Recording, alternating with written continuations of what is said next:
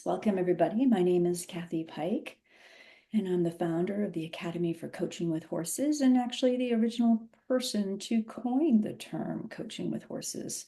So welcome to our call today. I can't wait to share our love for horses with Johanna and also Hele, sharing some stories.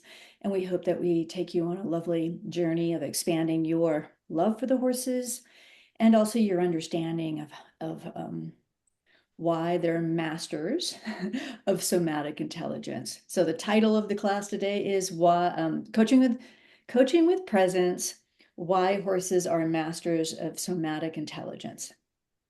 And wanted to give you kind of the rundown for the call today so you're prepared. And just want to give you a heads up, I did have a little bit of an injury to my eye. So if I'm not, I have a tendency to really want to look right into that green dot to make that personal connection with you. But if I'm not and I'm looking down, that's why, okay? But I didn't want to miss the class, so I was icing up a lot yesterday. Okay, so nice group today. We're really excited to have you. I'm glad you found us, even with the time change. I know that can be confusing sometimes. Today's call is going to be maybe 60, 75 minutes long. Hopefully, maybe we go to 90. Just depends on how much fun we're having and what ends up being, what ends up coming forth. And again, Johanna was inviting you all to put into the chat box what you want to learn today. We had one person say, how do we know if horses want to do this work? Which is such a beautiful question. And Johanna and Hele, make sure I don't forget to answer that. And then another person said they are here because they really want to be aware of the horses. Did anybody else put a message, Johanna, about what they want to learn? Yeah. See, someone said they're curious to learn more about connecting with their horse. And Okay. then yeah, a lot of how they can regulate together with their horse. Someone wanted to find another perspective. Yeah. Yeah. Yeah, because Yeah. regulating together is different than developing your own emotional intelligence. It does Mhm. help your nervous system, but those are two different things. Yeah. All right, I'm just writing a couple of notes. So Mhm. regulation, and then we want to talk about emotional intelligence also. And I want you all to know that I seldom do these free calls, and I really wanted to because Hele and Johanna and I are working as a team to launch a really special program. And we're going to talk about that later. I know some of you are very new to me. Others of you have been in and out of my different classes for a while. We welcome you all, and we hope that you all get what you want. But with any free class, you always know there's going to be some promo that's going to go on. But we're not into forcing the promotion down your throats. It's going to be at the end. We're going to tell you what it is. And we want you, of course, to listen to your hearts. And if it's a fit, then we want to talk with you. Okay. So we'll do that later. And then today, what we're going to do is Hele is going to lead us through a short breathing and centering. And then we're going to do introductions. And then we're going to start to talk about the purpose of the call, some pieces about the call. Hele and Johanna are going to, Johanna, I always say Hannah, Johanna are going to tell some stories. And then after they're done their storytelling, I'm going to highlight some really important pieces about why horses are so amazing at their mastery in somatic intelligence. And you can kind of learn a lot, I think, between these two offerings today. So, a couple of other things, please. You're invited to go deeper, as deep as you want into this today, which means if you participate in the chat, Johanna is going to be tracking that. We want to hear from you. We can't have everybody live with a class of this size.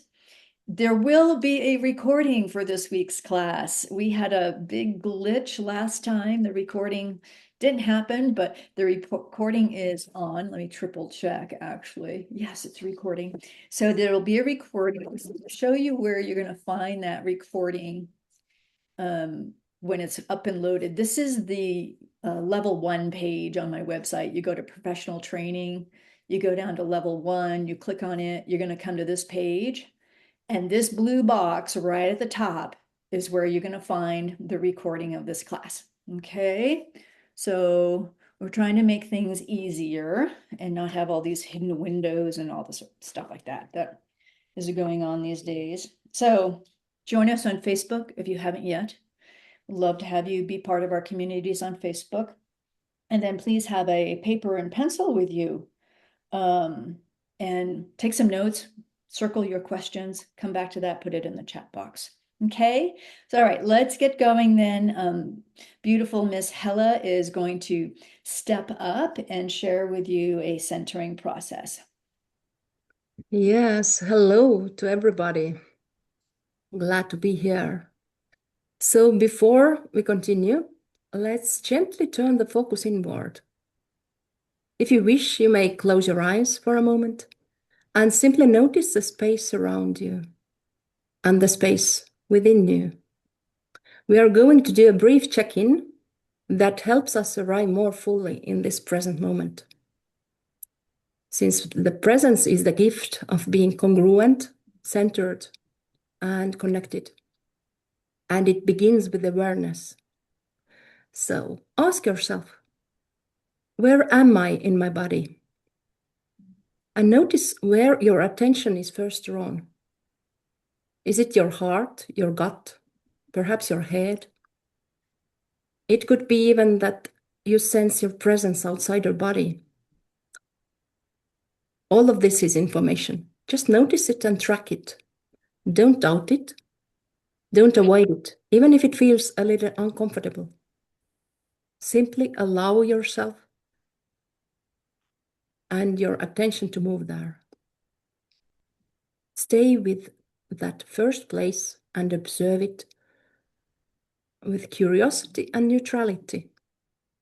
And now ask yourself, what am I feeling? Notice the quality of the energy there. What are the sensations? Is there buzzing and tingling, contraction or tightness? Is it bright and expansive? Now notice the feeling of emotion that comes together with these sensations. Whatever is there, simply acknowledge it and stay with the first thing that arises. Emotions carry important information. Allow yourself to notice them with a gentle neutrality, without dismissing or judging what you observe. Next, ask yourself, what am I thinking? Notice the thoughts that are present. And if you can notice the thought underneath that thought, just allow yourself to notice that and be honest. That honesty is what creates awareness. And now ask, what is the quality of my breath? Is your breathing even or uneven? Does your breath reach your belly or does it stop just below your chest? Is your breathing slow or fast? Just notice it. Don't change it. Become aware. And from this newly awakened awareness, you can gently open your eyes and consciously choose the quality of the presence, the energy you are bringing into our time together. Thank you. That was beautiful, Hele. Thank you so much. Don't you guys love the voice and the flow of that? Really gorgeous. And she's using one of the tools actually that we teach in our level 1, a way to come into the body and pay attention and to listen. And there's many more pieces that go with it, but that was a beautiful way for all of us to get congruent and present. Thank you so much, Hele. So let's do some introductions. Johanne Gentlebread, would you like to introduce yourself to everybody? Of course. Hi, I'm Johanne Gentlebread. I have spent over 15 years working in social services before I quote retired in 2019. And that was to ultimately pursue my passion of working with horses. I found Kathy and the Academy for Coaching with Horses in 2021. And I've been studying with Kathy ever since. After receiving my equine facilitated learning and coaching certification, I began focusing on providing coaching opportunities to mothers in my community. I've since partnered with the Academy for Coaching with Horses in teaching the EFLC Level 1 hybrid program this spring. I'm really excited about that. In 2022, I founded a nonprofit broodmare retirement sanctuary called Abiding Sunday. We currently offer sanctuary to 24 horses, 1 donkey, and a mule. I'm passionate about helping mothers learn what it means to create a sanctuary for themselves within themselves and doing so at the sanctuary. I've found wise coaching partners actually in the broodmares at the sanctuary. And the mothers help me provide a safe, inclusive, and transformative coaching experience to mothers. And we help teach them what it means to be completely wholly and authentically themselves in every role and responsibility they find themselves in their lives. So that's what I do. Oh, and I'm in River Falls, Wisconsin. So I love what Johanna's doing. I love that she has a sanctuary for mares. I think it's the perfect year to go and be with the mares, right? Here we are in the fire horse year, which so many people are associating with masculine energy. But yet, fire horse, well, there actually are female and male, or not female and male, but mares and geldings and stallions in this world of horses. So, studying the feminine energy, I think, is imperative this year in order to maintain our center, to maintain our receptivity, to maintain our sense of selves. So, she's doing a beautiful service to these mares, and pretty proud of her, if I can say so myself. So, Miss Hella, would you like to introduce yourself? Yes. So my name is Hele, and I live in Estonia. This is somewhere in Europe. If you know, it's pretty far from States. And today I live in the countryside, in a forest, where for the past 20 years I've shared my life together with my horses, donkeys, and ponies, altogether of 17. And actually, during last 20 years, I've been working as a psychologist and therapist, and really intensely incorporating horses into my work. So I've been like riding therapist as a certified professional, and I really consider both the animals and the nature I would say, essential part of my work. So it's not only me and animals, but it's all the surrounding, the forest, the seasons, and all this. So earlier in my career, I worked in a rehabilitation system and mainly supported children and their families. But about 10 years ago, I came across Kathy's first book, and something in it really resonated with me. So I think it was 2021 when I began studying with Kathy. The same year, I met also Johanna there. And I would say that this learning journey continues up today. Here I am. And after graduating from the Academy for Coaching with Horses, I gradually shifted my work and focused more toward coaching young people and adults. And today I'm offering both individual work, individual sessions and workshops as well. And I'm really glad to be part of this teaching team for the Level 1 hybrid program, which means that Kathy's work is already in Europe.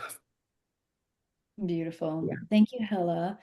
And, when I think of Hella, or I kind of tap into her energy and her property, her acreage and her horses, it always feels so mystical to me. Tall trees, deep forest, there's some clearings, but it's a magical place. And Hella has such a beautiful flow in her energy. I wish I lived closer because I would want to go there for sure. So I really am appreciative of both Hella and Johanna being on this call and also being assistants to me. The last year, I think a full year, if not more, yeah, more. They've helped out with the on-site programs that I have here in Colorado, and we've been together for a long time. So it's an honor for me to have them on the journey. For those of you who don't know who I am, again, my name is Kathy Pike, and I live in Colorado now. I've been on the journey with horses for 24 years. I've been on a spiritual journey for 35 years. I'm a high intuitive. I'm a feeler.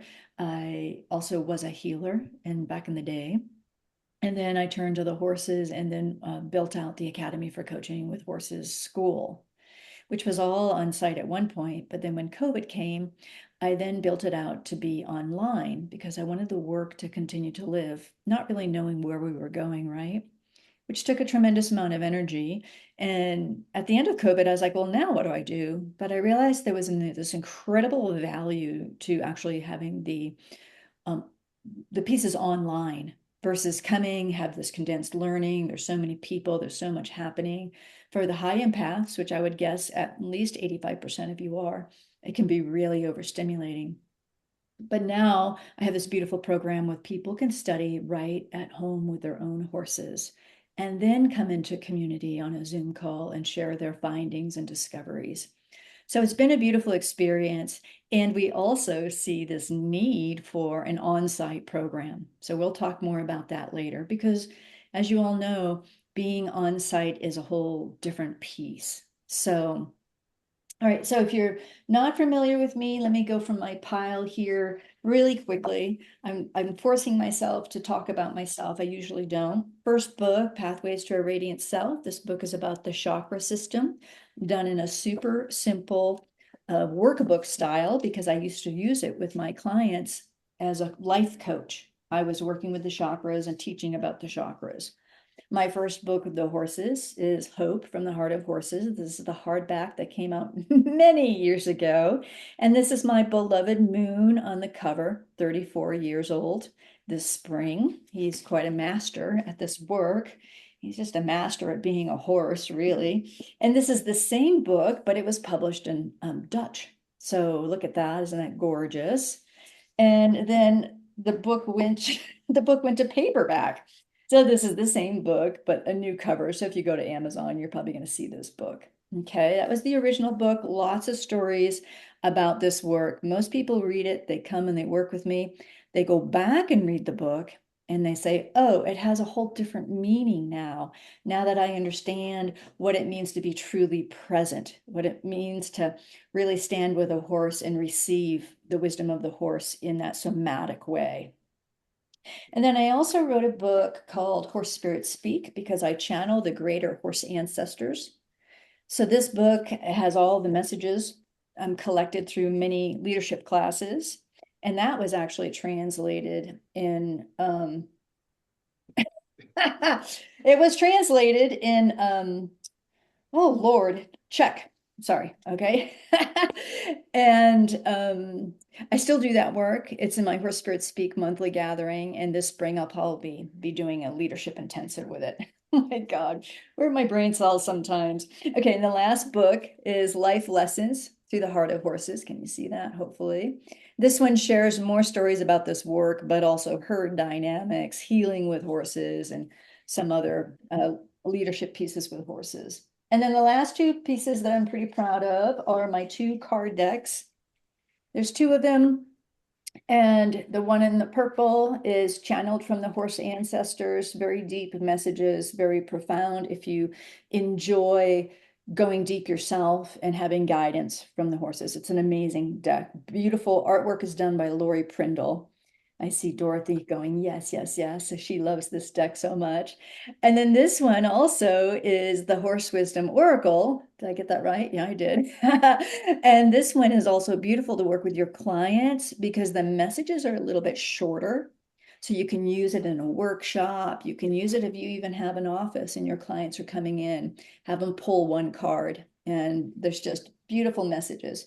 If we have enough time today, I'll read the card that I've pulled from one of those decks for this group today. Okay, so that's me, and I'm just so happy to have you all here. Thank you. I'm always humbled when everybody shows up and we have a nice group like this. So let's start with our program today, which again is coaching with presence, why horses are masters at somatic intelligence. And we're going to start off with a couple of stories, just like we did on the last call. I'm sure a few of you were on that last call. They're different stories, though. So let's have, Johanna, would you be willing to start your storytelling? Yes, absolutely. So this session, it took place during a workshop that I held in late fall of last year at my sanctuary, Abiding Sunday, which is on my property. The front of the property, once you drive up where the horse pastures are, it's situated on a downward slope. So it kind of runs down and it's kind of hilly. So the horses can like wander up and down the hills and all around. There's trees lining the south side of the pastures, while the barn and the hay shed are on the north side. This setup creates kind of a perfect corridor and tunnel for wind, which there was a lot of that day. It was gray, it was cold, and it was windy actually. The client I was working with was new to the equine facilitated coaching work. This was her first experience working with horses in this way. She's actually a current volunteer at my nonprofit. She started volunteering because she had been reading about the grounding nature of horses and was really hoping to experience that for herself. And talking with her before we got the session going, she indicated that what she wanted to work on was her feelings of inadequacy in her relationship with her partner. And she was struggling to feel heard and respected by her partner. And she just really wanted to be heard. A large presenting challenge for her was her ADHD. It divided her attention every which way. Um, it was making it really unclear where she was with her thoughts and her feelings and what it was that she wanted to communicate at any given moment. And this was causing a lot of communication issues with her. And as I will tell you, this became quite clear during our session. The horse that stepped forward to work with her in this session, with her and me as my co-facilitator, was Bellis. She's a 27-year-old, big, beautiful, off-track standard bred, actually. She was a retired harness racer that then became a broodmare. She had 12 foals in her time. And when she came to us, she was blind in one of her eyes and was having chronic uveitis, chronic infections. So it was constantly painful. So we actually went ahead and removed her eye. So she's missing an eye on one side of her body. But that doesn't stop her. She's very confident, very regal, and responsive to changes in her energy in the environment. Very responsive. I can move her just by, bringing my body energy up a little bit and speaking in a higher tone, come on, come on. And she will move off of that energy, that change in the energy really, really readily. So the majority of the session took place at the round pen. There are two important pieces that I take the clients through outside of the round pen before the client goes in with the horse. These pieces guide the client in practicing body-centered awareness or somatic awareness of self and then of self and others. So practicing the self-awareness and the dual awareness. What it looks like, I first have the client close their eyes and they turn their back to the horse. I ask them mind-body questions that really help them tune into different areas of their bodies, the sensations that they're experiencing in those bodies, emotions that may arise while they're experiencing those sensations, and then what message that part of their body might have for them. We do a few rounds of this, different areas of the body, and then I'll have the client turn around and open her eyes, watching the horse, and do the exact same exercise. The goal is to kind of help them practice self-awareness and then awareness of self while being aware of another, in this case, the horse. So there we are. Bellis is inside the round pen. The client and I are outside. As we stood out, I began guiding the client through the mind-body questions in order to help her drop into an awareness of what's happening in her body of herself. With her eyes closed and her back facing the horse, I asked her to identify an area of her body that was asking for attention at that time. She identified her chest right here. And as I opened my mouth to clarify which area of your chest, is it on the right side, the left side, the center? She said, now it's in my belly. Now it's in my throat. And it keeps on moving. And I glanced at Bellis as she said this, who was pacing kind of back and forth in the round pen, seemingly unsettled, distracted. So I guided the client back to the first area of her body that had been identified, which was her chest. Asked her, okay, let's focus on the chest, as that was the first area that had come up for you. I asked her, what sensations are you experiencing in that area? And as she began to describe the sensations, her eyes flew open and she started telling stories related to the sensations. So it would go something like, it's a round, kind of like a golf ball. Oh, I hate golf. My dad used to. And then she would go into memories of golf, basically. And so I would have to ask her to close her eyes again and guide her back into her chest, repeating the sensations she had previously described, and then continuing with my line of questioning. After we were able to get through one area of the body, I guided her to another area of her body to do the same thing. Um, the area that she said was my lower back, but then it was her right foot on the bottom, and then she needed new shoes that she'd remembered she was going to go get new shoes. And I gently asked her to bring her awareness back to her lower back and describe the sensation she was experiencing. She could honestly get no more than one sensation out before her eyes would fly open and she would be commenting on something else, the wind, the cold, anything other than the sensations in her body, which is what we were trying to practice getting present with. I would redirect her attention back to her lower back multiple times. And I found myself actually getting really exasperated with this task because it was so all over the place. Um, this pattern of distraction and redirection continued until we were able to work through around 4 areas of her body. I guided her to open her eyes and face Bellis to practice a dual awareness. I instructed I'd be doing the same type of questioning, but this time I wanted her to maintain her awareness on the horses as she explored what was happening somatically inside of her. This proved to be an even more difficult task for her. She had a very difficult time focusing on her body and answering my questions because it felt like I had just given her permission to focus on anything and everything. Her attention was all over the place. She would comment on what Bellis was doing, what the barn kittens were doing over here, how cold she was, how she was hoping the session would go. And I started to really feel my presence being pulled away from the session, pulled out of myself and away from the session. I realized that I needed to counter the client's fragmented awareness by being more wholly concentrated on my role as a co-facilitator with Bellis. So I found myself doing things like interrupting her to bring her back into her body. I was speaking more slowly and intentionally to try to slow down her energy. I was focusing on my breathing and then asking myself, is this mine or is this the client's, when I would feel waves of energy passing through me. Bellis, how would she respond? She seemed very agitated during all of this, kind of pacing back and forth, watching everything in the environment but the client. As I was able to guide the client's somatic awareness into a more regulated state in her body, sitting with those sensations more, Bellis would start to release and relax a bit, though it was never really fully. She could sense the client's inability to stay present with the sensations in her body, and that did not feel clear, excuse me, or safe for her. We eventually completed 4 rounds of the mind-body questioning outside the round pen, and I coached the client into her heart space, asked her what her heart's desire for this session was. What did she really want to get out of this session with the horse? She said she really wanted to feel connected with Bellis. I asked her what that connection would look like, and she said it would be Bellis standing next to her calmly. So the client went into the round pen. She immediately started crying because Bellis, as we were, opening the gate to let the client in, Bellis sensed that there was someone coming in, turned to face the client, and because she was standing there facing the client started crying, just from the overwhelm of it all, I guess. The client walked over to stroke Bellis's neck, and she turned away from the client and walked off. So I noted this exchange, and I asked the client where she was in her body at that moment. In the span of about 15 seconds, she said she was noticing her stomach, she was in her throat, then she was in her legs, and then, God, that wind is so much. And then she started talking about how she should have layered up more.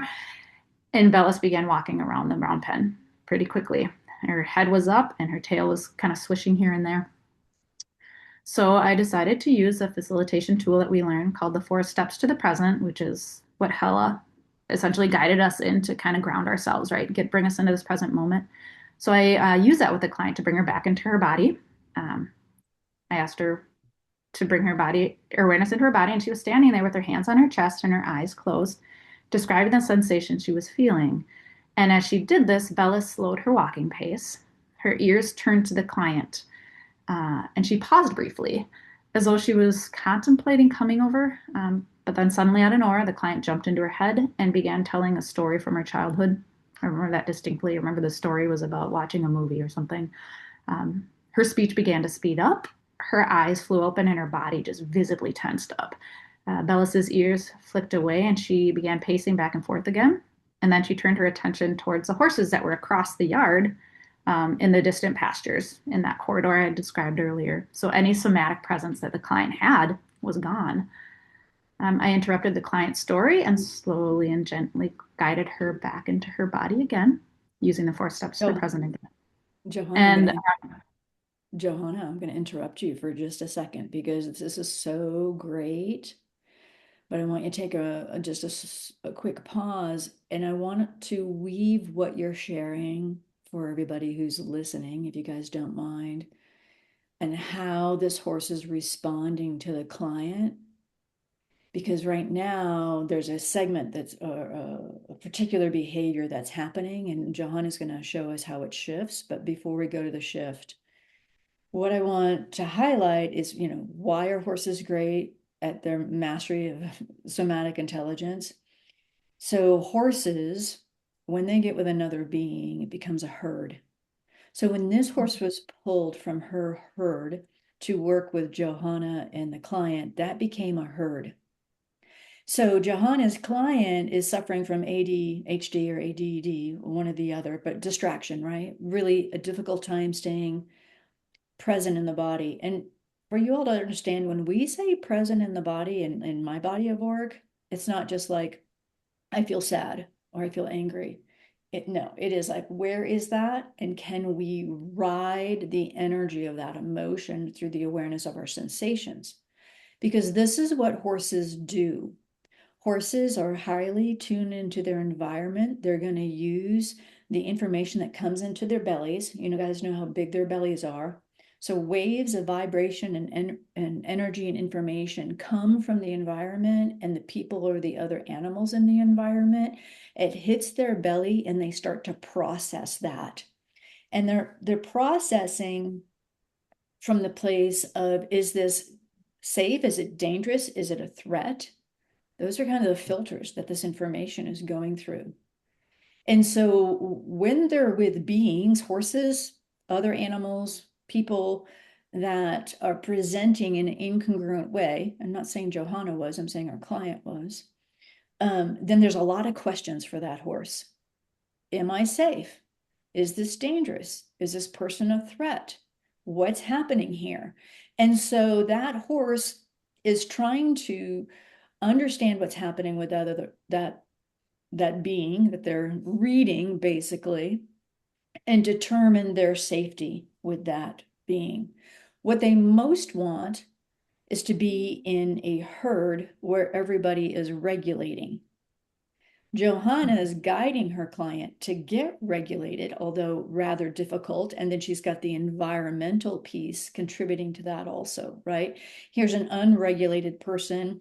Her nervous system kind of sounds like it's pretty dysregulated for sure, right? She has a hard time calming down. And then she's in the wind. Like everything plays out perfectly for this story.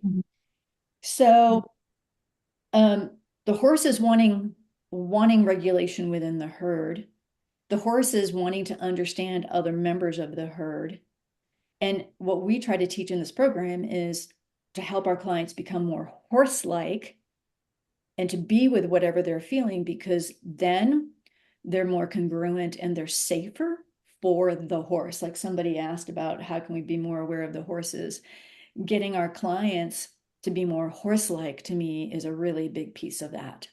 We don't go to them and expect for them to deal with our stuff the way that we want them to deal with our stuff.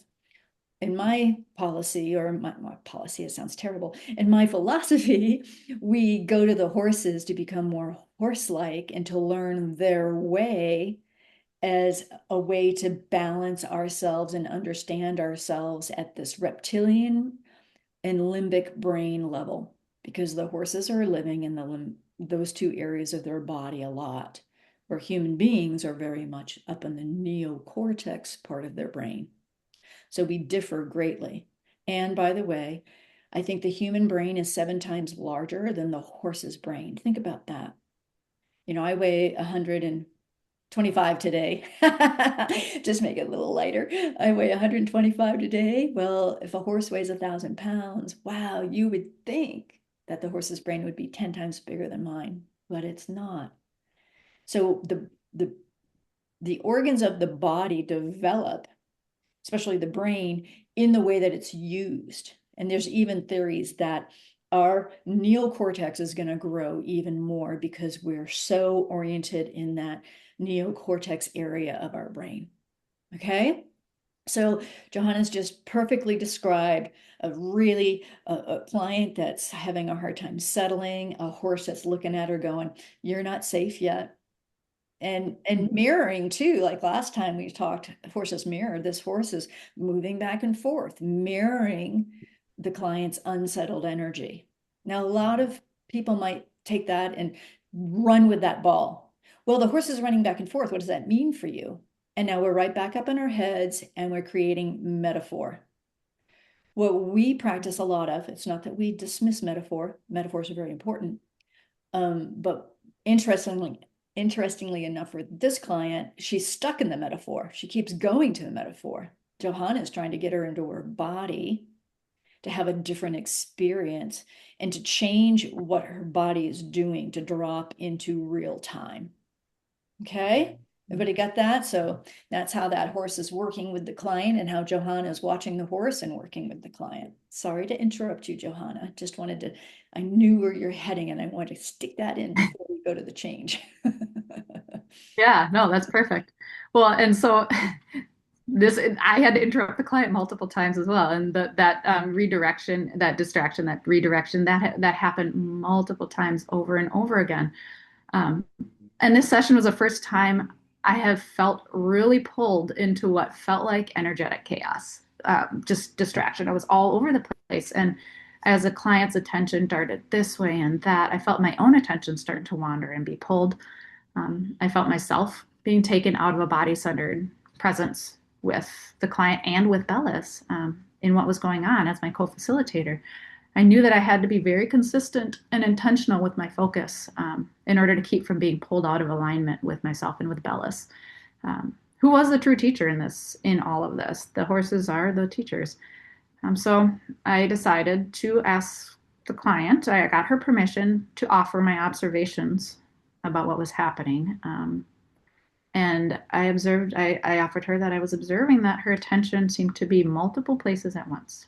I asked her if that felt true, and the client said, "Yep, I feel like I'm all over the place. I feel blah, basically." And so I reflected that. I reflected for her what she felt, that she was all over the place. And then I asked her what she noticed about Bellis in all of this. And she said that Bellis wasn't interested in being near her, and she was moving a lot and didn't want to connect, which is, if we remember, that was what the client had really wanted out of this session was connection. So I reflected her observation of that back to her. And then I asked her if she felt there might be a connection between her attention being all over the place and Bellis not wanting to connect, not feeling safe. She stopped and said she had never really thought about that before. And she said, it seems like she wants to be near me when I'm focusing more on my body. So I reminded her, as Kathy had talked about, I said that the horses are basically masters of somatic intelligence. They live from their bodies, relying on their ability to make sense of the energy that shows up in their bodies in response to their environment, as that's what keeps them safe and alive. And I said, as herd animals, they need their herd mates to have that same level intelligence if they're all going to be safe. It makes sense that Bells would feel more comfortable with her when she's able to be more present with the sensations that are occurring in her body in that present moment. I asked the client if this is actually something she would like to try doing, to see if Bellis did indeed want to be near her more when she was able to maintain a focused presence with her body. And the client, of course, said yes. So I I told myself I was going to be very intentional about this and engaged a deeper and intentional focus with the client on sensations in one area of her body in an effort to help her regulate. It took a lot of intense guidance and energy and kind of wrangling for me. But the energy we got to was in her belly. The sensations, I remember it was dark. it was a dark space with a round ball in the center. She said that was the size of a tennis ball. It was hard, and she felt like there was energy that was pulling the ball in towards her stomach, kind of like creating a pit. And so she said the feeling that arose from that was sadness, and the message that that area of the body had for her was that others always know, she said. So, and as we were engaging in this conversation with her body, Bella stopped her movement and turned towards the client. She stood still and watched her. And because of this, it was like she was telling me, keep going. This is feeling better. So I continued my exploration with the client. I repeated to her, others always know. Then I asked her what that meant to her. And she said she felt that she doesn't know what she needs, can never know what she needs, and that others always know better than her. And I asked her if that was true. She said no. She said it's hard to know what she needs, though. Um, it's hard to know what she needs with her ADHD taking her focus all over the place. And I said, well, we talked about I said, what do you need in order to be confident in knowing what you need? So, what do you need to know that you know what you need, essentially? And she said, I need clarity about what I'm feeling and what I'm needing. I need clarity. I repeated that back to her, and she said she doesn't feel like she's able to focus on one thing at a time, which makes it hard to get that clarity. And it could create confusion for her. And then she stopped and she said, and probably my spouse. So confusion for her and her spouse in what she needs. Bellis, I looked over at her and she was licking and chewing at this point, still looking at the client. I asked the client if she noticed what Bellis had just done. And we talked about what that meant, that she was regulating and feeling, her nervous system was realigning, recalibrating in that moment. And then the client said she wanted to provide that clarity for Bellis to feel comfortable being with her, to provide clarity and safety. So we explored what clarity would feel like in her body. What would that feel like? She said it would feel grounding, calm, sturdy, solid. And I noticed that as she said those things, she kind of started to bring her body up like it was sturdy, solid, and strong and calm. And I asked her what statement would support that feeling, one that wasn't others always know. What would support that feeling of clarity in her body? And she said, I am the answer. So I coached her into repeating that statement in order to really sink that energy of that statement into her body. She held her belly and repeated the phrase until her words were strong and steady. She repeated about 4 times, and at which point Bellis walked over and stood shoulder to shoulder with her. She offered the client her presence because the client was finally present in her body and congruent. In our debrief, the client stated that she hadn't felt clarity like that in her body the way that she had in our session, and being able to be fully present with herself by focusing on the energy being carried in just one specific area of her body, and listening to what it was telling her created clarity around what she felt she needed and what she could offer and communicate. And she felt when she was able to be fully present and engage with what was showing up in her body, she was able to show up with more clarity. And to her, this meant that there was a better chance for her needs that her needs would be heard, respected, and met. So she got the connection. She felt connected with Bellis, and then she also felt that there was some way that she could approach herself and her spouse differently. So it felt like it Beautiful. was a successful session. Yeah. Yeah. Yeah. What I'm hearing is that she learned how to connect with herself and to find a little bit of her own truth. And then Bella was such a beautiful mirror by licking and chewing first. And a lot of people say that licking and chewing means a specific thing. When I'm teaching, I say the only thing that it means, as far as I should say, the first thing that it indicates is a change. There's been a change that has happened, and the horse is processing that change.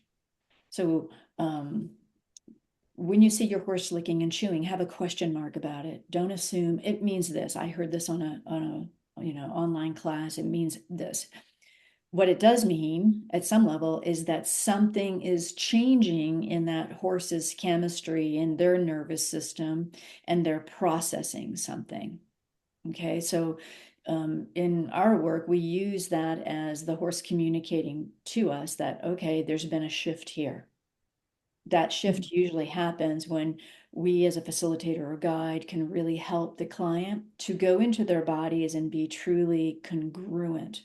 And again, Johanna makes this sound really, really easy, but this is a very hard session, especially with somebody who's having a very hard time being in their body. And we have ways that we work with people like that. So again, the huge gift here was Bella was a beautiful mirror demonstrating her need for the nervous system to change, for more congruence to happen. And then she had that relief or that recognition, Bella, at the end. And the client actually got the experience of going inside of her body, even with all that external chaos with the wind and with her mind popping around all over the place. Johanna guided her with the help of Bella to reconnect to herself and her own strength.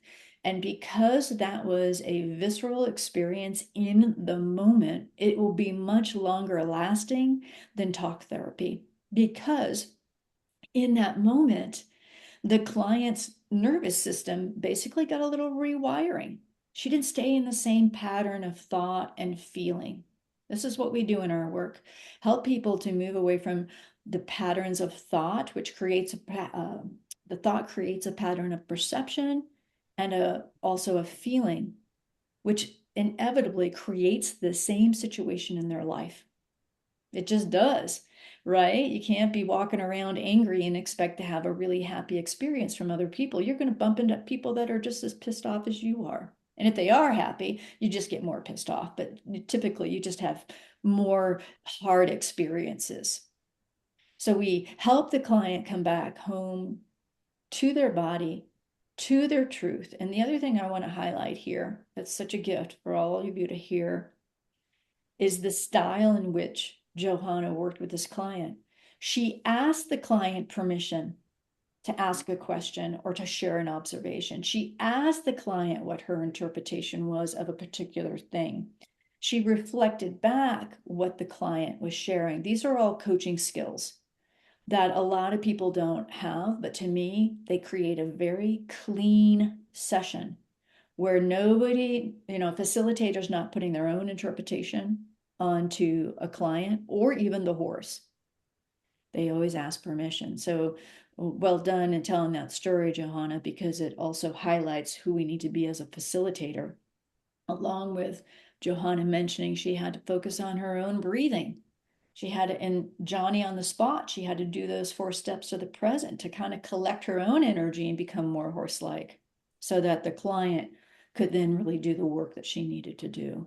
It's very complex, isn't it? And to me, it's just always so fascinating to see where the sessions go, what the horses do, what the offering in the moment is from the horse, and how the client responds to it with our guidance.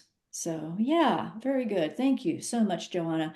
And if anybody wants to share in that chat box what was meaningful for you, maybe just a line, something you wrote down, put it in the chat box. We'll go through those later. There's lovely reminders. So, okay, Miss Hella, are you ready? Yes, I'm ready. And I'd like to share a short story from one of my workshops that beautifully illustrates how horses respond to embodied presence. And this workshop took place last summer with extreme heat, and it was made or designed for 3 participants.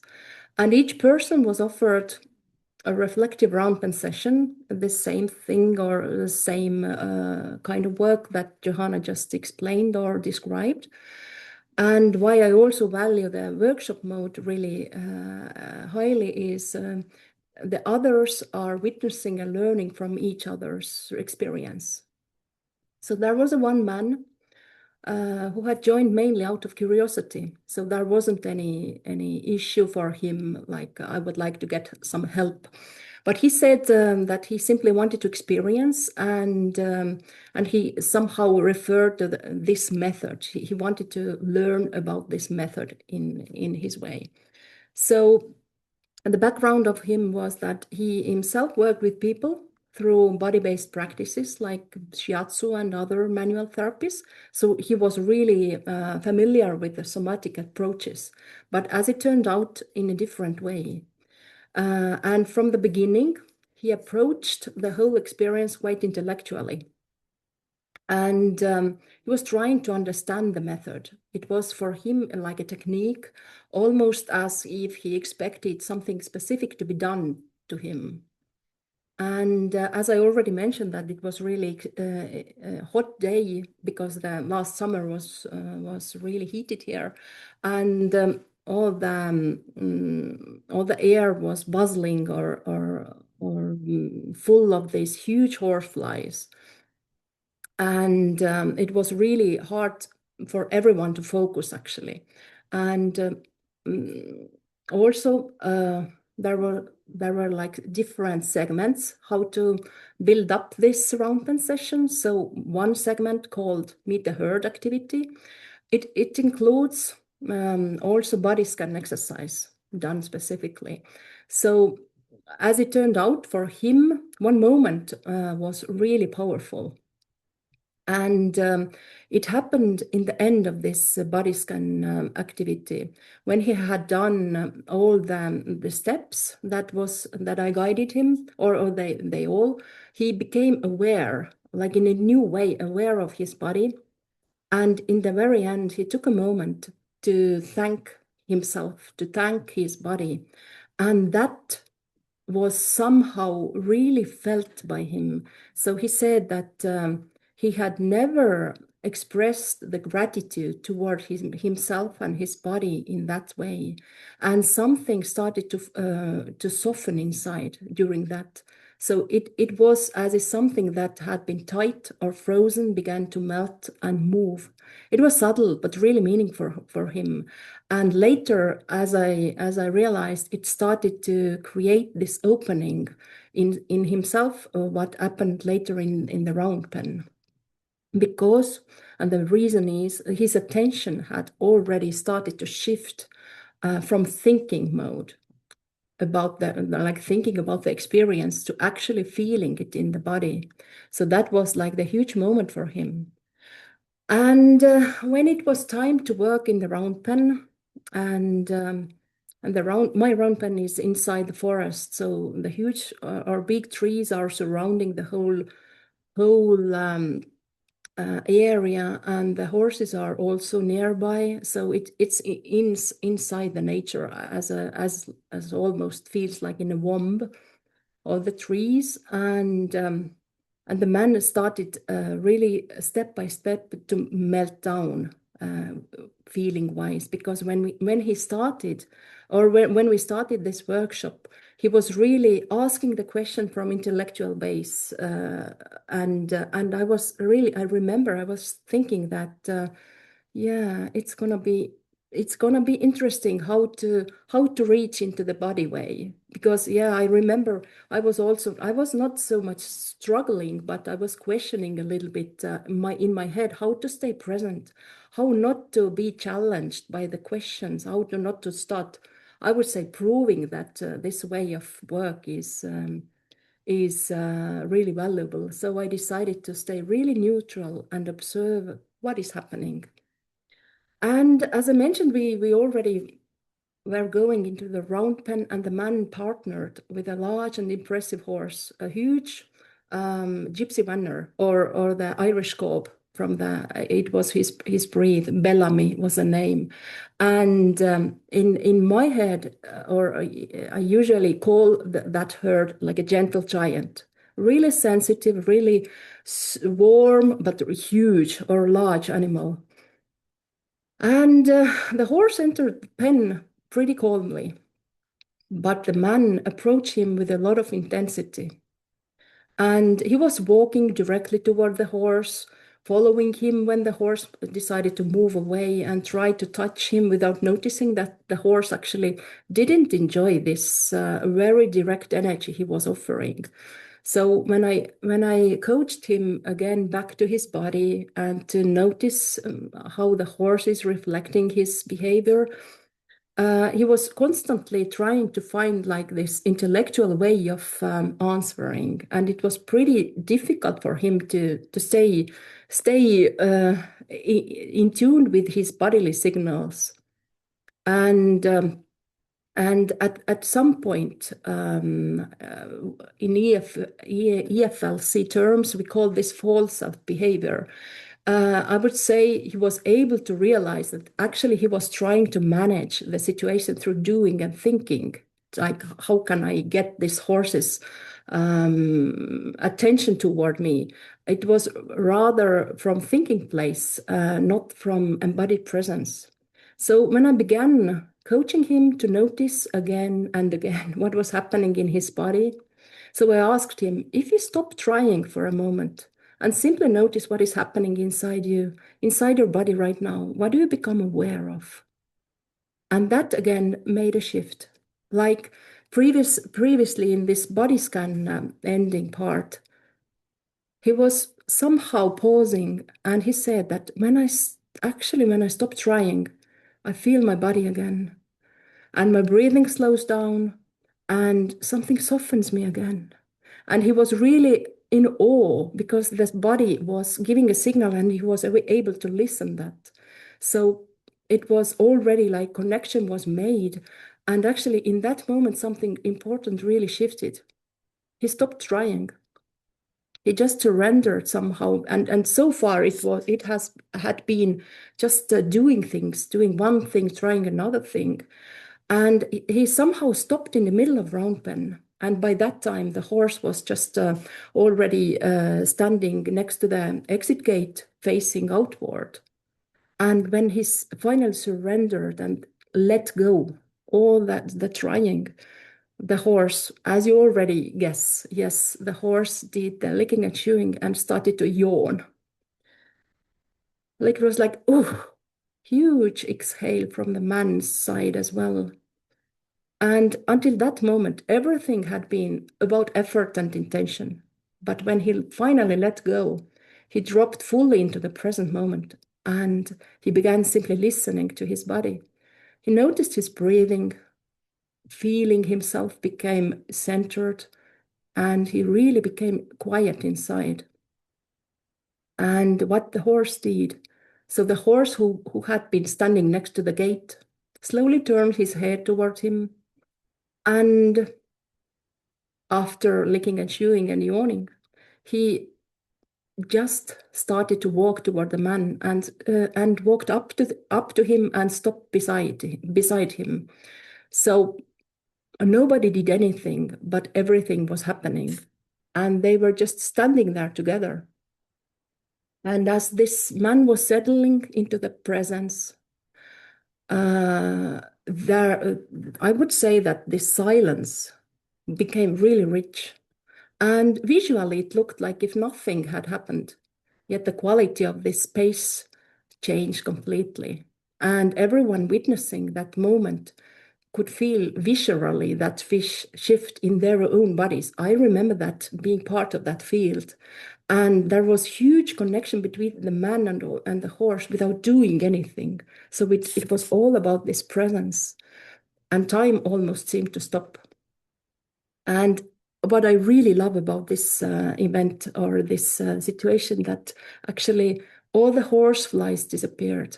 So the air even shifted, and the atmosphere around them felt entirely different. And they stood together in deep connection, and I don't know how long that took, but they created something really pure and deep inside their relationship. And later, the man shared that he had experienced something almost impossible to describe. And I have witnessed that people, when they reach into that level of connection, they have no words. And he said, like really said honestly, that he felt like witnessing pure awareness. So something about consciousness, which blends in two species or their hearts together. So it was a really beautiful thing to witness, and this is all what I love about this work, because it's possible to make the steps to guide them to experience something really deep inside themselves. And this shift from mental effort to embodied awareness, that completely changed the interaction between the man and the horse. So yeah. Ah, Kathy, you are muted. I'm over here chatting away. That was beautiful, Hella. Thank you so much. What a perfect story, right? Could you guys feel yourself right there and that beautiful forest or that beautiful big horse? And I'd really love to highlight pieces that Hella's shared in this story, in that we've already discussed how horses are embodied beings. They're in their body, you guys. That's where they live. They have to in order to survive because they're animals that are preyed upon. We, on the other hand, are the predators. We are the ones that prey on such animals. And what I'm hearing that Hella shared is that the man came in with the energy that he's known. It's a masculine energy, and it's more of a predatory style energy, not to insult that man, but most of us are running around with this energy right now. And that energy is about trying to figure things out in our head. We're going for something, we're just reaching for it. We're just wanting to have it, right?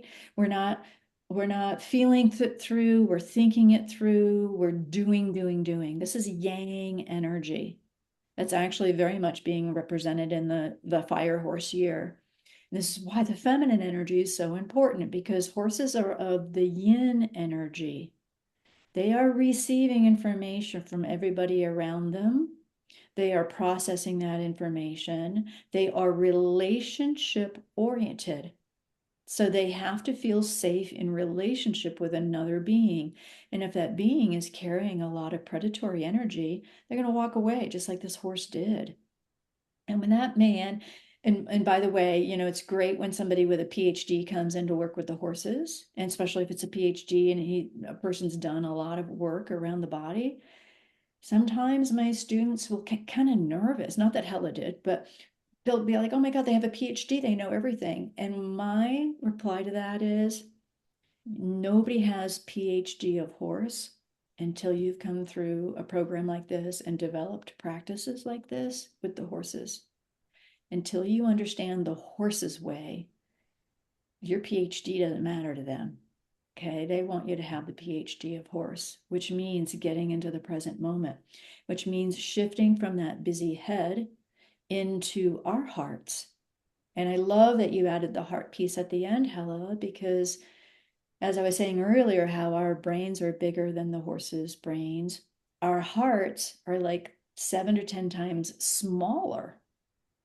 Okay, here's this horse that has a ginormous heart. Most of us know about Heart Mouth Institute and the electromagnetic field that comes off from the heart.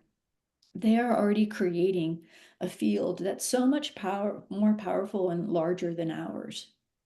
So when they are who they are, and this horse wasn't agitated like Bella was, this horse kind of held its ground. And then, of course, the space was different than Johanna and Bella's situation. So there was the ability for that horse to stay super present in their energy field, which created an opportunity for the human to experience the same energy field. Okay. Um, and he was able to do that. And then he had this experience of, I can't describe what that was.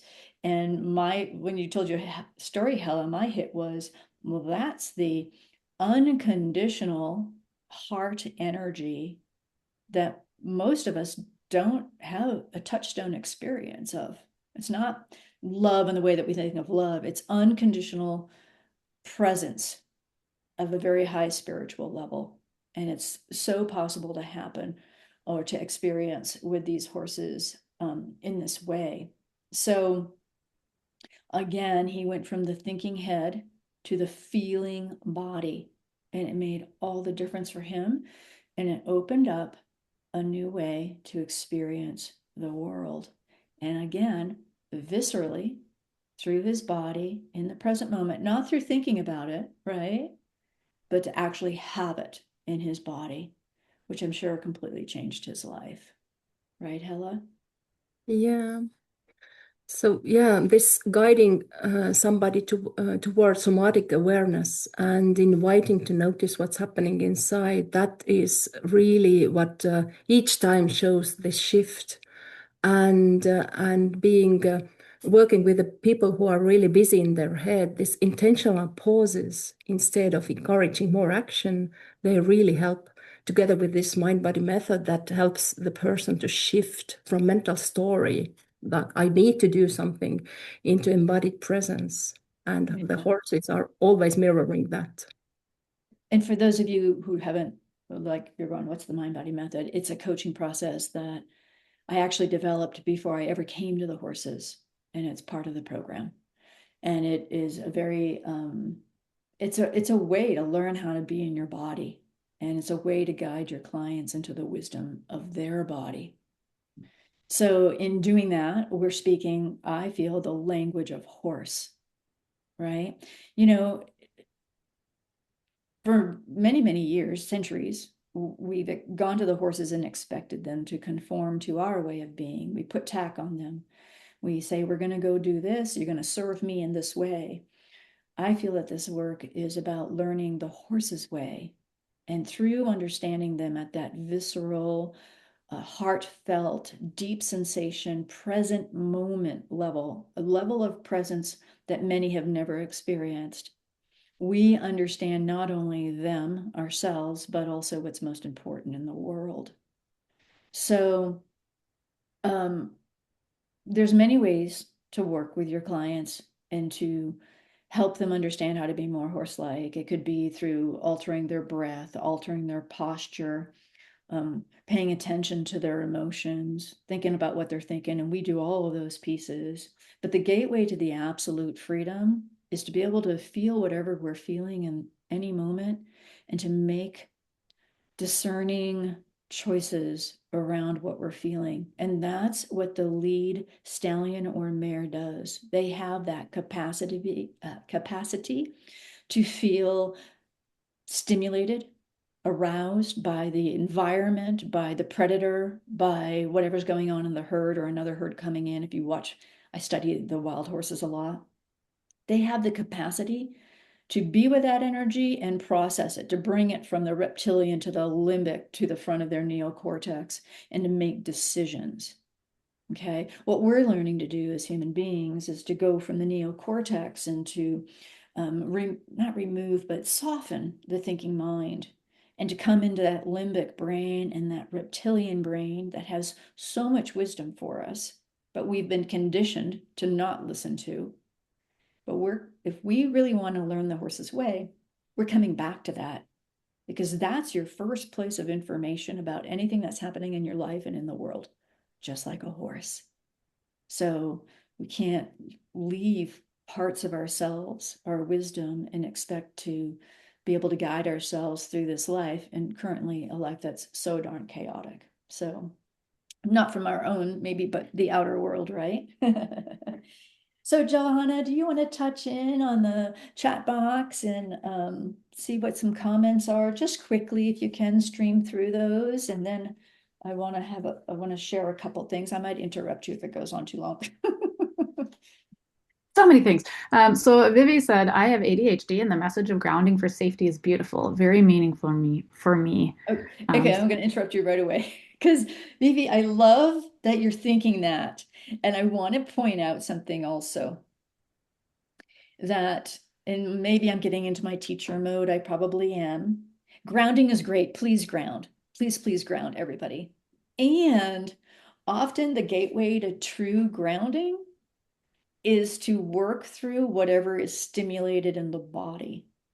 Because if I try to ground, like I've got solar plexus energy going on and I got butterflies, but then I'm trying to ground, I'm fighting what is.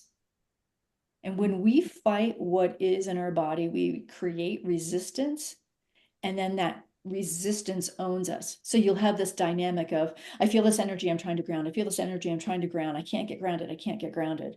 And of course, you use all the resources that you have. Use your breath, use, getting into your legs, use walking, use paying attention to what you're thinking. Um, use also, where is the energy in my body? And am I willing to pay attention to that even for 5 seconds to create more congruency, which will allow more grounding? This is really important. Everybody got that distinction there? Nod your head. I can see a few people in the window. Okay, go ahead, Johanna. Let's just do a couple more and then I want to move on. Yeah, so Cheryl Turner says, I love how Johanna recognized her own sensations that were arising from challenges with the client in the session. Just as powerful to shift those as for the client to shift hers. Candace says, I found it enlightening to learn horse forms new herd with a person when they're removed from their herd. It'll be interesting to apply that learning in interacting with my horse. And then Melissa says, so beautiful. This process reminds me of reverse engineering, going back to the beginning before we became so humanized. Right? Yeah. Yeah, perfect. Do you have another? Well, let's do one more. Well, there was Sandra did comment on Vivi's note about the grounding, the ADHD and grounding, and said, "Me too." And the horses immediately tell me when I'm scattered. And Vivi said, "I have trouble completing programs, watching round pen sessions, and maintaining focus. I am so hopeful to hear that there is still hope for doing this work with ADHD." Absolutely.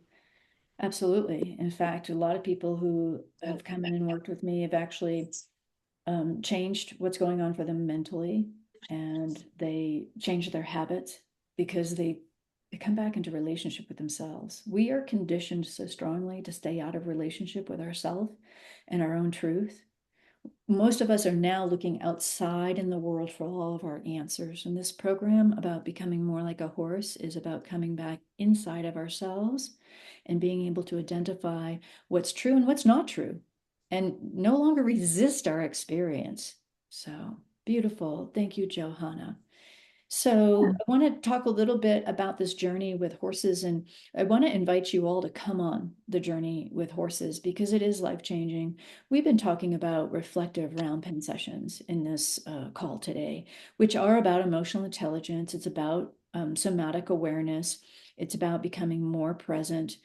And that stream of teaching goes throughout my whole entire program, whether it's the level 1 or the full certification program, because to me, everybody should learn how to be present before they go and work with the horses in any way. But we are learning how to be present as we work with the horses, which is a lot better than just going and expecting the horses to conform to our needs. Okay, it's a very mutually beneficial relationship. Horses love this work, and they love being honored for what they have to bring to the table, and they love being able to be at liberty and to do what they can respond in the way that they need to respond, not tied to a pole and forced to have somebody maybe groom them or do other things to them when that person's really highly incongruent. So what we want to offer all of you is a very special hybrid program that we put together this spring. And it's 10 weeks of online learning in this EFLC level 1, where you're going to learn to do exactly what Johanna and Hele talked about today. You're going to work with your own horses, and then you're going to meet with us weekly for an hour or so call where we're going to mentor you. You're going to listen to other people's experiences. And then if you wish, you can go and work with Hele in Estonia, for those of you who are in Europe, or you can go and work with Johanna and in River Falls, New River. River Falls. River Falls in Wisconsin. So we put together the hybrid. It's a screaming deal financially, you guys. If you go to that level 1 page, you're going to see it, and it's only going to be offered until Monday. We've got just a couple spots left, actually. So if it were me, I'd be jumping all over that because I'm going to get the 10-week class. Plus, I'm going to get an on-site, 2-day on-site, working with these beautiful horses and Hele and Johanna for a really screaming savings. Okay. I don't usually do this, but these two have so much to offer you, and their herds are beautiful. I want you to have these on-site experiences. Now, we realized also after we launched it, we were like, well, some people don't want to travel. So if you do not want to travel, but you still want to do this level 1, then you are invited to join us. And all you got to do is let me know and I'll let you know the price point for that entry. Okay. But the very first step that you would need to do in order to be considered for the program, because we do want it to be a good fit for you guys. And of course, we want it to be a good fit for us. We want to feel like there's a strong enough foundation that we can carry you forward, that you have the horses that you need, and that you have the love for the horses in the way that we do too. So you would go to that level 1 page that I spoke about, and you would fill out the application. I'm going to show you that page again. Am I? I think I am. You're going to go to this page. And again, this is where the class is going to go. It will be there by the end of tomorrow. But you're going to read all about this on this page, all this stuff. There's lots of information here. And then you're going to keep going down. And then you'll see that there'll be a box right here for the application. And you're going to fill this out, and it's going to take you to another page. And then you'll fill out an application that takes 10 or 15 minutes. And if you don't hear from me within 24 hours, then you need to email me at moon, MOON, at coachingwithhorses.com, and we'll figure out what happened to your application. I review that application, and then I'm either going to just send you links to register, or if you want to speak to me for 15 minutes, then we'll get on the phone and talk for 15 minutes. Okay. Because again, I want people to be happy with what we're teaching and how we're approaching horses and what this is about. And it's not for everybody. I'll be honest with you guys, it's just not for everybody, but it is for those people, I think, that are looking for a deeper, more spiritual approach to be with their own horses, but then also to create a container for other people to have profound transformational experiences. And you're all going to go at the pace that you need and to the level that you need or want. Just because these two stories were shared doesn't mean yours are going to look exactly what's happened for them. Every session's different. Every horse, every human's different. Every day, the wind, the sun, the rain is different. The flies, right? Ella had the flies. So we're going to teach you all about that. And we're going to teach you how to recognize when a horse is ready to come in and be a teacher, how to take people through all of these different processes that Hele and Johanna have talked about. Hele and Johanna, and again, before I have them share, I want to remind you, you got to go to the page, fill out the application, and then let's co-create together, you guys. This is going to be fabulous this spring. Like, what better way to spend your spring time than with horses, being in that somatic energy, watching your own body change, watching your own emotional intelligence increase, and then helping other people. By the end of the class, you will be guiding other people. Actually, by week 5, you'll be guiding other people. It's pretty exciting. So, Hele and Johanna, do you have anything else that you might like to share?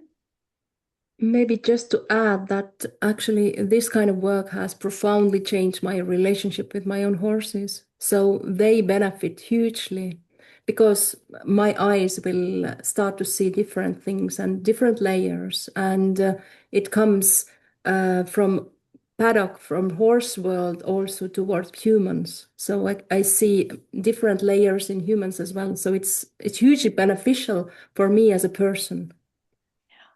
Yeah, it changed my life for sure. That's why I'm teaching it, right? I'm still learning too. And Johanna, how about for you?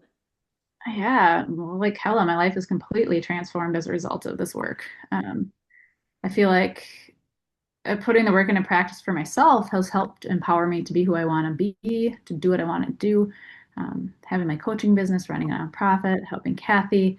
It's really transformed how I show up in my life, and also, like Hella, how I show up with my horses. And I feel like, I mean, everyone talks about the mental health benefits that horses offer humans, but this also allows us to offer, like horses have mental health needs too. So we're able, through our showing up like them, we're able to address that for them as well. So it's a win-win. Yeah, beautiful. If I may to add just one thing, the Hold horse. on. Oh, Hella, just hold on. I know you're yeah. so excited. If you guys haven't been following in the chat box, we've put those links for you. So if you want to save a link, just go over and cut and paste from the chat box. Go ahead, Hella. Yeah, just one thing about horses that really shows how much they love the work. They don't want to leave the people. They are not hurrying toward the herd because they enjoy the presence that the new herd is offering. So that's a sure sign for me that it's beneficial for them as well.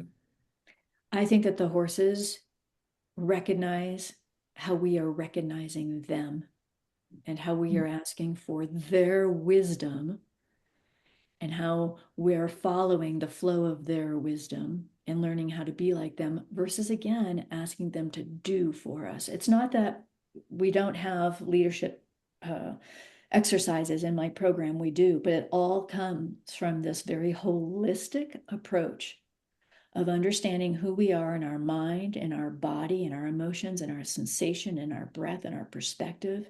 All of that creates a relationship with the world. And when we start to explore that with the horse as a mirror, with that embodied presence that really tells us when we're dysregulated or what needs to happen inside of ourselves, they know what we're doing, you guys. And the more you do it with your horses, the more they step into being masterful, masterful teachers. Moon's been working with people for 24 years now. He's a master. He's a bit retired now, but but he's a master. And some horses come in as masters, he did. And other horses come in and watch others in the herd, and they learn through watching a session what's going on. I had a baby on my ranch who grew up watching this work, and she was able to do the work very quickly because that was all she knew. That's what we did at my farm. And she didn't have a lot of round penning work. It was about exploration of presence, exploration of consciousness, of emotions. The horses know it, they grow into it with you. They're going to go deeper and deeper with you and your clients, and you're going to feel this bond with your horses that it's hard to describe where you'll end up going with your horses because you will know things and they will communicate with you in new and different ways. Yeah. Yeah. So, wow. Okay. We went for 90 minutes as usual. Does anybody want to share anything before we say goodbye today? I'd love to hear. Go ahead and unmute yourself and start to talk. I can't quite see all of you, but if you'd like to share something, let's take a chance and do it that way. Or maybe not. Anybody like to say anything as before we say goodbye? Well, I am very honored to be able to share this time with you all. So thank you. Yeah. Anybody else? I have a quick question. Well, we'll try, but we are closing the call. What's your quick question? And I might be able to answer it. Hi, Frank. Okay. Hi. We saw Remember you me in and the Frank for Spirit and Frank. Speak, I right? actually I came late again. I mixed the times. I don't know, the time frame is tricky for me.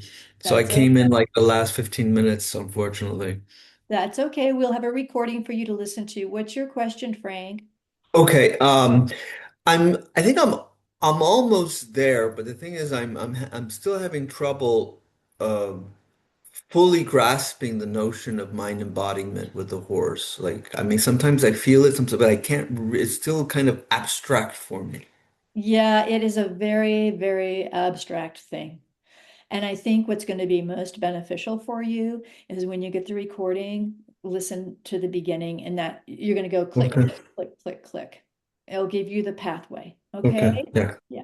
Because I So filled my, out the application and you sent me the links to enroll in the spring thing, but um, I had a couple of questions, but maybe I should interact with you personally. yeah, yeah, just reply to whatever I sent you and say, can we get on a call, please? Okay. Okay. All And right. we'll Thank do you. that. Yeah, Bye. absolutely. Absolutely. Okay. Anybody else like to say something as we close the call? A word of gratitude, appreciation. We always accept those. Maybe some of you are too shy. Okay. Wow, quiet class. Okay, we're in receptive mode today. I guess you're filled up. Thank you all so very, very much for coming and sharing the space with us. Oh, we had a wave. Somebody just waved. Yes. Maybe not. Maybe she said wave goodbye. Okay, we're done for today, everybody. Thank you so much. I hope to see you. I hope to see your application come through. Love to work with you and share this work with you. So thank you, Hella. Thank you, Johanna, and thank all of the beautiful horses in the world that's bringing us along on this journey. Yeah. Thank you. Bye. Bye, Thank everybody. you.